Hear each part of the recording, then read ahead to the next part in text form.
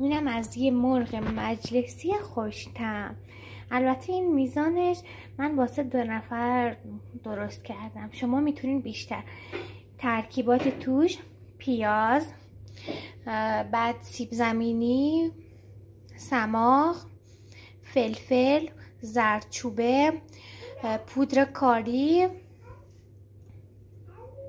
همینا دیگه. فقط باید ترکیب کنین و در آخرم 1 قاشق ربع انار و 1 قاشق هم ربع گوجه اضافه میکنیم با موادی که در حال سرخ هستن و میذاریم که به مدت 1 ساعت و 10-20 دقیقه بپزه. 20 دقیقه آخرم سیب زمینی رو اضافه میکنیم.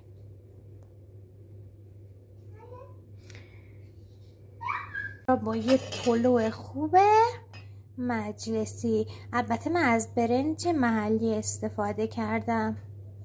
با 1 خوردم از برنج